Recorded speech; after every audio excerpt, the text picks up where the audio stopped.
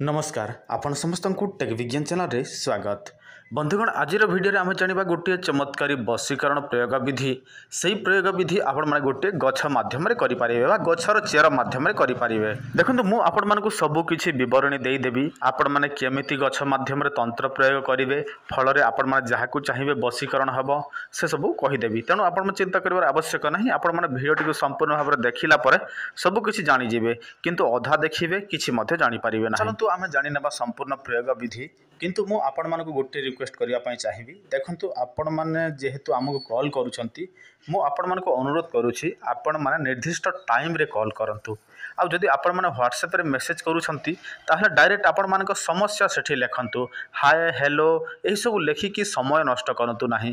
काहेकि ना आपण माने हाय लेखिबे मु आपण मानक कोन बोली कि रिप्लाई देबी हेलो बोली कि रिप्लाई देबी। जदि हेलो बोली कि रिप्लाई देबी ताहले मु हजार हजार लोक को खाली मोबाइल धरिथिबी आ हेलो बोली कि रिप्लाई दउथिबी। तेणु आपण माने डायरेक्ट आपण समस्या व्हाट्सएप रे लिखिदेले मु आपण मानक जहाँ किसी भी रिप्लाई देबी किंतु हाय हेलो रो रिप्लाई तो देई पारिबी नाही। आ केते जण झियो आमठो मोहिनी औषध नैथिले आ से माने प्रश्न पचारिथिले गुरुजी आमर मासिक धर्म समय रे एसबु छुईले नष्ट हबो कि। देखंतु सही सब समय रे तो नष्ट हबो। एही सब आमे तंत्र मंत्र जंत्र माध्यम रे पूजा विधि माध्यम रे प्रस्तुत करि थाउ। तेणु आपण मानकर मासिक धर्म होइथिबो सही समय आपण मा छुईबे ताहले एहार सब किछि शक्ति नष्ट होई जिवो। सेति प्रति आपण माने ध्यान देबे। जेतेबेले आपण मासिक धर्म शेष होई जिवो तापर आपण माने एही सब नै पारिबे छुई पारिबे जहा करिबे किंतु मासिक धर्म रे आपण माने एही सब व्यवहार करिवे नाही। वर्तमान सही चमत्कारी प्रयोग विधि जोटा कि वशीकरण करिवार देखंतु आपण माने सर्वप्रथम कौन करेंगे आपण माने अफा मार्ग बोलते जानी सेईटा को आपण माने प्रथमे यथा विधि निमंत्रण करेंगे एवं सेईटा को संपूर्ण भाव में उपाड़े एवं सेईटा को कौन करेंगे किला प्रस्तुत करेंगे। बुझिला कि नहीं किला प्रस्तुत करेंगे तापरे सही किला को आपण माने कौन करेंगे मु गोटे मंत्र कहूँ ध्यान देकी शुणु।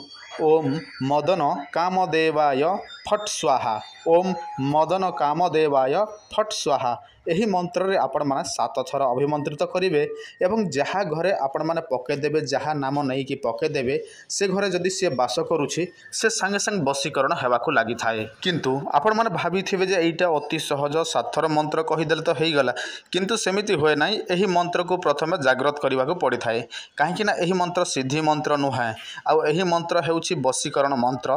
तेणु आपण मानकु एही मंत्र को सिद्धि करबाकु पड़िबो तापर आपण माने 7 थर प्रयोग कले एही मंत्रटी काम करिबा वशीकरण कार्य रे एहा काम करेबो। किंतु आपण माने सेमिति केवल 7 थर मंत्रण करिवे आ आपण माने कहा घर जाई कि पके देबे कहा ना रे ताहले हबो नाही।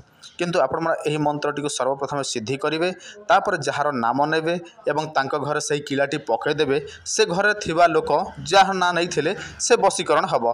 किंतु आपण माने एहा को बिना सिद्धि रे प्रयोग करिवे ताहले हबो नाही। जदि आपण माने एही मंत्रटी सिद्धि करिया पई चाहुछंती ताहले 1008 थर जप कले एही मंत्रटी सिद्धि हबो।